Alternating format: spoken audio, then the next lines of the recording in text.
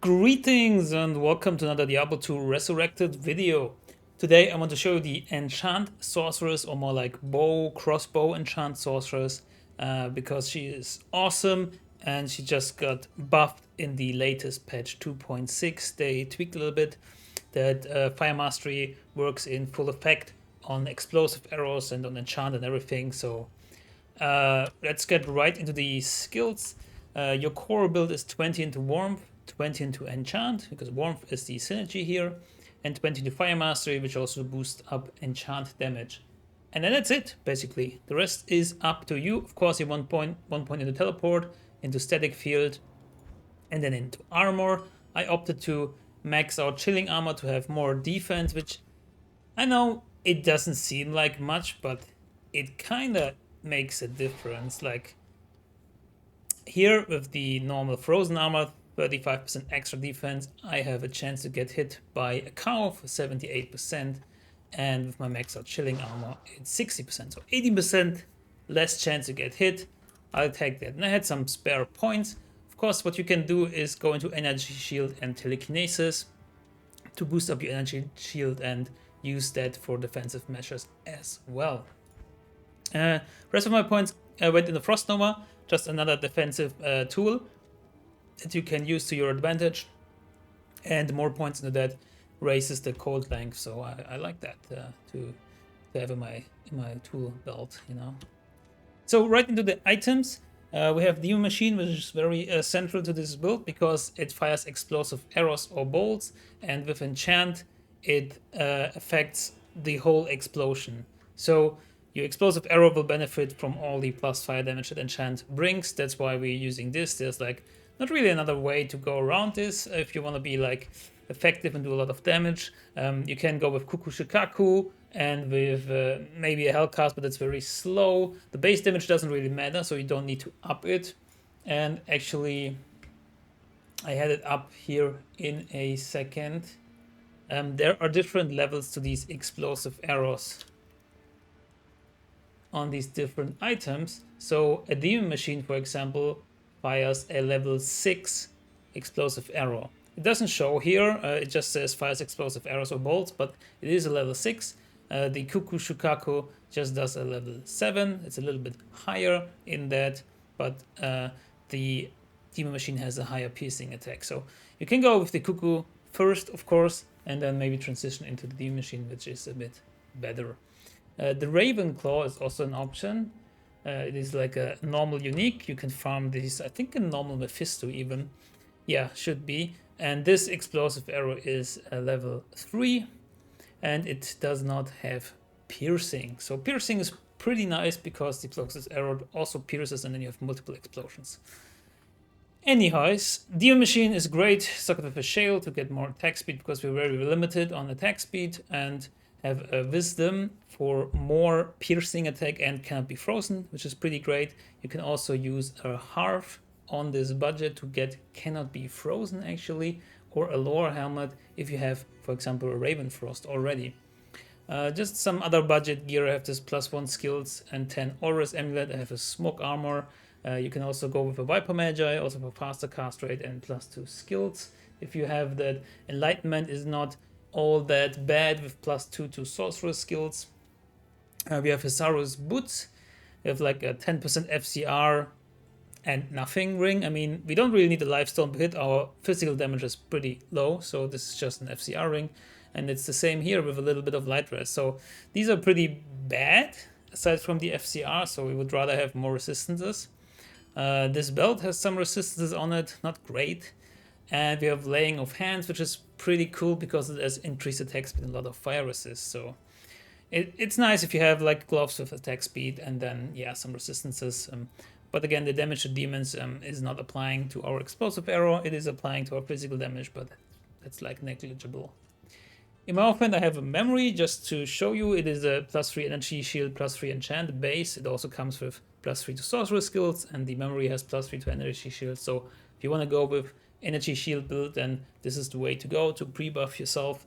But it's also good to buff yourself here with enchant, not only because it has +3 to enchant, but also because it has +3 to sorcerer skills. And just to show you the difference in enchant, Without memory, I have like 2.2k max damage, and then switch +6 to skills raises that like by 1k damage, and this is AoE damage because of explosive arrow. So that is the main main point to take away here. Plus skills will increase your damage immensely. So look out for plus skills where you can get them. They will help you maybe for pre-buffing, maybe for just wearing them all around. Other than that, I only have like resistances charms here to help with my res split, which is not great, but it's okay. As for attributes, 100 in strength, 100 dexterity, just to equip my gear. The demon machine actually needs 95 dex and 80 strength, and the rest in vitality. And again, if you want to go into an energy shield build, then I suggest you put more points, a lot of points into energy. The Mercenary then, we got an Act 1 rogue because she has Exploding Arrow, which also again benefits from our enchant. So if we enchant her, you can see she does like a good 1.8k damage and also like shooting explosive arrows, which is great. Just gave her Tarasha, the Treachery, and then Insight and a Red Matron Bro, which doesn't even come with plus skills, so this could be better. The Meditation Aura is nice. I'm not really sure if we need it because we maxed out Warmth, but hell yeah, why not?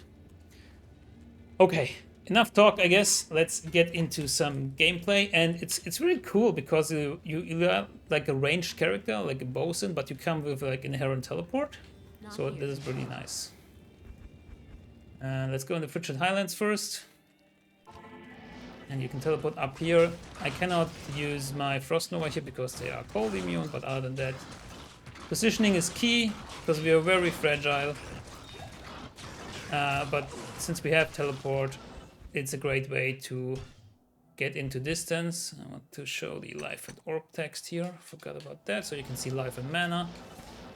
And then going into here, see, we do get a lot of damage, so be careful. This is a kind of glass cannon build, so be mindful of that. Keep your distance. You can have the distance because we have the bow, and then it will be less of a problem. So other than that, something like the Cold Plains is nice. Of course, there can be fire immunes, as always, and if you can, you should maybe farm some Terror Zones to get a Flame Rift Thunder Charm. Gets you access to avoiding fire immunes, and then eventually you want to get a Flickering Flame to lower fire resistance on enemies. You want to get an Ormus with plus fire damage maxed out and +3 to enchant preferred. So there is quite a progression to this. This is like, as you saw, like a super budget gear. And you can see we don't really do damage to these Fallen, but enough to kill them actually. So it's not all that bad. I'm actually surprised how well it works here on these Fallen.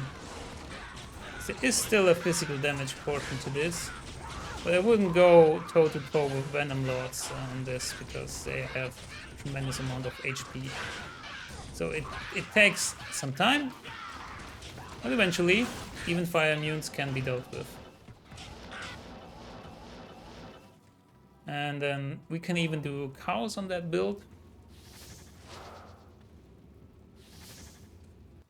I can show you the Frost Nova here. Whoops. Don't do that. Don't teleport into a lot of cows, but if you can see here, Frost Nova slows them, and you have a little bit more time. But the Frost Nova is pretty short on these cows here. Don't even know why. It's not 12 seconds at all. And now with the amp damage on us, we have to be extra careful, especially with the teleport.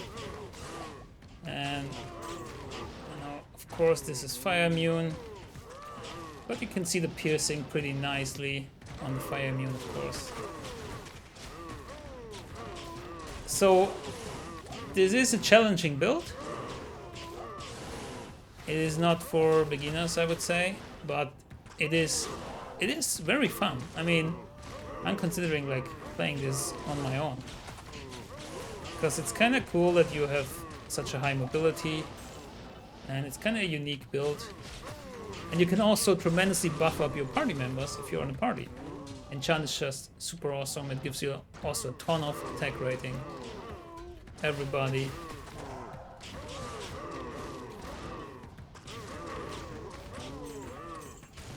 And yeah, it scales very well from here. So this is like the baseline. We have only +1 to skills on this set, and if we swap, we have +3 to skills, a little bit more to enchant. That's it. That's like almost nothing. So we can very nicely transition into a mid-late game build. Brand would be great later on, but you don't really need it. I will show it in another video that you can do this on pretty much better gear that does not involve high runes. I mean, aside from like maybe Call to Arms just above, but you will see. As I already mentioned, like something like Flickering Flame is nice. Where's my other stuff? Of course, Infinity Mercenary, that's something you want to transition into later if you have that. A Flame Rift to break fire immunities. Together with Flickering Flame is just great because this gives yourself a lot of fire resist that you don't even need other sources. Almost Ropes, as I mentioned, together with a Fire Facet is just amazing. Plus 20% fire skill damage, minus 5% any fire resistance plus the enchant. Of course, Torch and Annie will boost our damage so much. But this is a budget variant of this build, and I hope you enjoyed this build. I really like it. And yeah, just try it for yourself. It's pretty fun. Thank you so much for watching. If you like this kind of video and want more of it, then be sure to like and subscribe. I'm Gonna Gaming, and I wish you good luck, have fun, and goodbye.